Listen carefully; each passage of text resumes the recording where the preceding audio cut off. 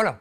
Donc, vous avez vu le paramétrage VPN, le paramétrage du contrôleur, comment l'installer. Maintenant, on va faire un petit peu de peaufinage. Le paramétrage Internet, il est réglé. On a fait du multi-WAN, on sait faire du VPN. Maintenant, on va un petit peu personnaliser tout ça. Et on va s'occuper de la partie réseau, donc la partie switch. Là, on va créer un site, un nouveau site, un site client. On va l'appeler cette fois-ci coucou ou bienvenue, peu importe. Ça, c'est pour vous repérer, toujours pareil. Là, on peut retrouver la liste des sites. Et j'aimerais basculer maintenant sur le site coucou toute mon infrastructure. C'est-à-dire que là, je vais faire la répartition. Alors pour le faire, il y a deux possibilités. On va dans Map. On peut sélectionner un produit sur la map. Alors si on le voit ici, alors comme je vous disais, ou comme je vous le dis, ici on peut le renommer. RG coucou par exemple. Voilà. Dessus, on peut figer l'adresse IP de chaque produit parce que ça c'est interactif.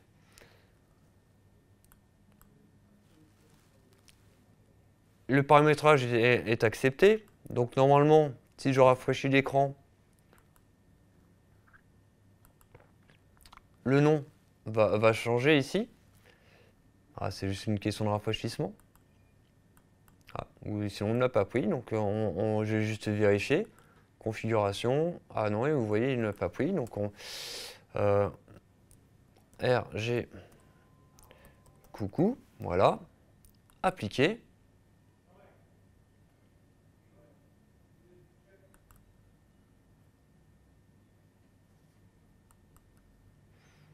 On va rafraîchir.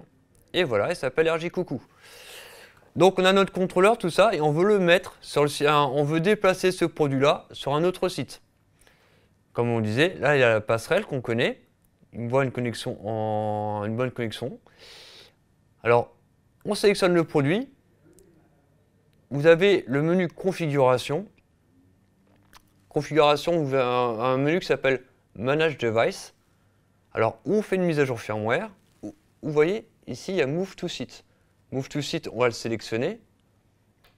Et là, je retrouve le site que je désire dans mon client, Standby ou coucou, je le déplace et je fais Move.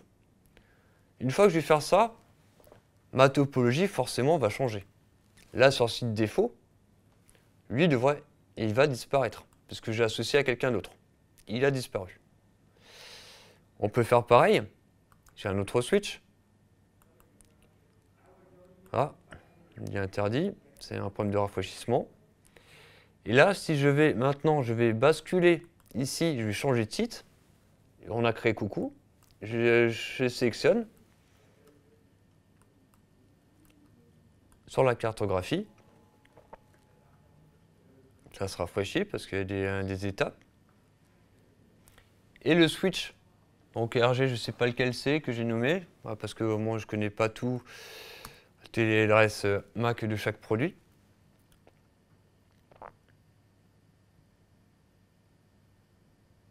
Ah, vous voyez, ça, la topologie s'est rafraîchie.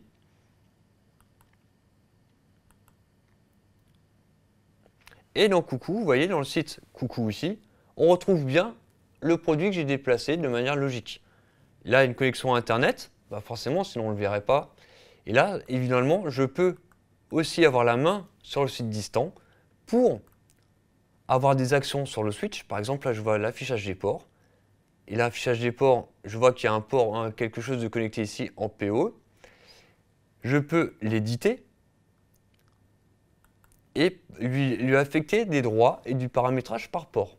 Là, c'est de manière locale sur le produit pour peaufiner ou ajuster le produit, le paramétrage de manière isolée pour chaque produit. Une fois qu'on a fait ça, on retourne dans Settings. Et dans Settings, là, vous voyez, il y a Site coucou. On peut définir le paramétrage global du site de ce réseau-là lui définir un nom. Vous voyez, si je change, je bascule sur un site défaut, ce ne sera pas le même paramétrage. On n'a pas fait la même chose sur le défaut. Vous voyez, il n'y a pas les mêmes options qui sont activées. Je vais peaufiner ce site-là, je reviens. Et là, je vais choisir, par exemple, la mise à jour automatique, préparer le paramétrage global pour le Wi-Fi, activer le mesh, l'auto-failover. Je peux cliquer sur les fonctions avancées ici pour avoir d'autres fonctions qui vont dérouler, pour faire par exemple du fast roaming, etc. Créer un autre mot de passe en local. On peut sauvegarder. Voilà, success. Et donc là, j'ai peaufiné le réseau. J'ai oublié le réseau du site Coucou. Pour la partie LAN, on va aller dans un paramétrage réseau, LAN. Là, on a un LAN qu'on a créé. On peut créer une nouvelle interface parce que grâce à OMAD SDN et le routeur, on peut faire du routage sans aucun souci. C'est-à-dire qu'on peut faire plusieurs DHCP. Par exemple, on peut faire un réseau, je sais pas, TP-Link. On peut lui attribuer un VLAN. On peut déjà créer un VLAN, activer l'IGMP snooping, save. Là, on a créé une interface VLAN. Après, on peut créer aussi les interfaces IP. Mais sur Coucou, pourquoi on ne peut pas le faire? Tout simplement parce qu'il n'y a pas de routeur. Mais par contre, si je vais sur le réseau défaut, comme une gateway, c'est un petit peu différent. Là, je vais pouvoir créer des interfaces IP qui sera gérée par la gateway. Donc là, on peut faire TP-Link aussi. On peut lui définir un VLAN, IGMP, ou créer une interface IP. C'est-à-dire que si par la suite, on veut faire par exemple du multiple SSID ou des VLAN avec des adresses IP différentes, 10.1 par exemple, non c'est un VLAN, autant pour moi c'est un nom, c'est sur le VLAN 10 par exemple, là je définis l'adresse IP,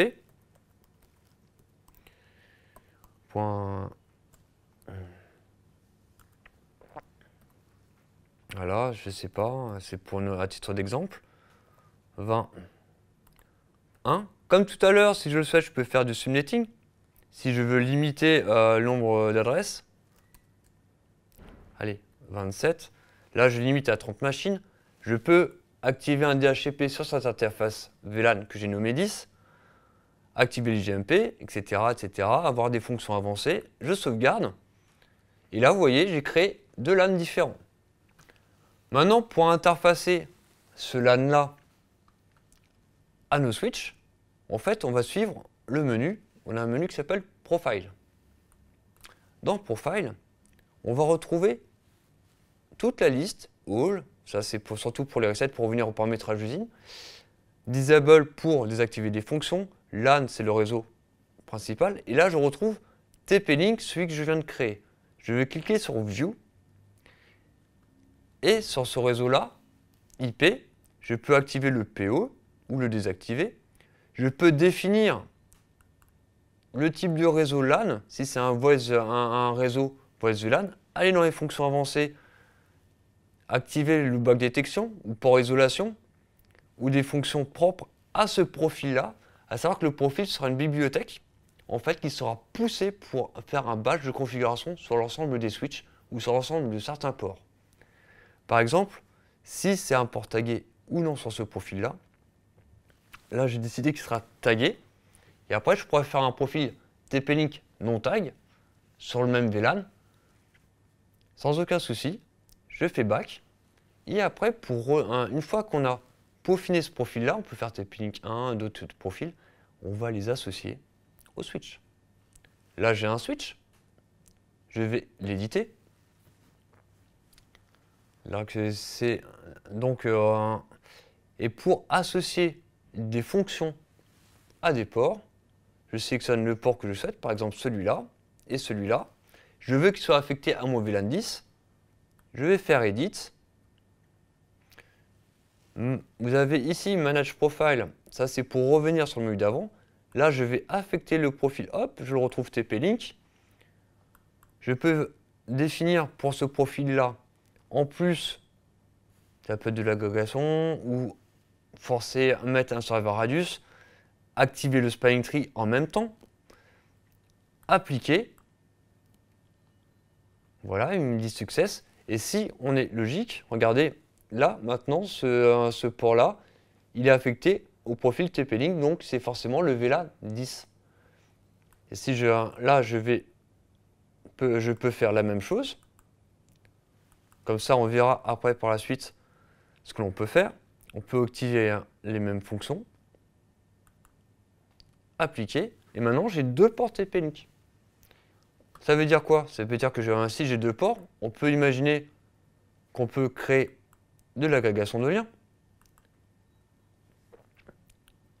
C'est-à-dire que là, par exemple, je souhaite faire de l'agrégation entre les ports 5 et 6, en LACP ou en statique. Après, il faut bien vérifier qu'il n'y a rien de connecté dessus. Je vais le faire en LACP, je le fais appliquer. On va lui attribuer un groupe LACP, appliquer. Et là, ces deux ports, vous voyez, c'est marqué lag. Si je vais dans lag, il me dit que le port 6 est affecté. Après, je peux éditer, vérifier si tous mes ports. Et ce que je dirais par là, c'est-à-dire que là, on sait faire du lag de manière centralisée. Et si par la suite, je veux pousser le profil sur le VLAN 20, on peut faire du spanning tree, du lag. On fait tout au niveau du switch, ou par groupe ou par lot. Et là, on sait paramétrer un réseau. Après, l'étape d'après, une fois que j'ai créé un VLAN, ce sera de créer un SSID pour maintenant la partie Wi-Fi qu'on va intégrer par étape pour paramétrer tout ceci. Et là, pour cette session, maintenant, on peut s'occuper de la partie Wi-Fi dans le prochain chapitre.